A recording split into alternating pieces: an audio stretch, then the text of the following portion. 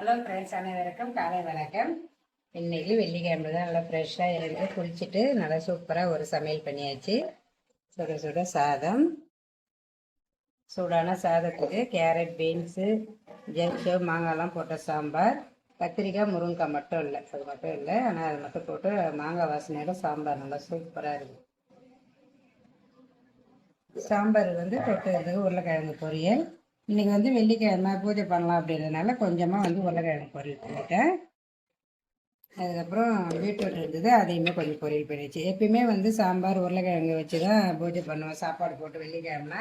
இப்போ கொஞ்ச நாளாக அதை செய்யறதில்ல. சரி, இன்னைக்கு ஸ்டார்ட் பண்ணலாம் அப்படின்ட்டு கொஞ்சமாக உருளைக்கிழங்கு பொரியலும் பண்ணியாச்சு. அதுக்கப்புறம் எங்களுக்கு கொஞ்சமாக பருப்பு ரசம் வச்சிட்டேன். வெள்ளிக்கிழமை நம்ம வீட்டில் பொங்கல் தான் வைப்பேன். ஆனால் இட்லி சாப்பிட்டு ஏதோ ரொம்ப நாள் ஆகிற மாதிரி இது. அதனால் இன்றைக்கி சூப்பராக இட்லி சுட்டுட்டேன். அது தொட்டுக்கிறதுக்கு தக்காளி சட்னி. அதுக்கப்புறம் இன்றைக்கி சுண்டலுக்கு மசாலா சுண்டல் தான் பண்ணேன்.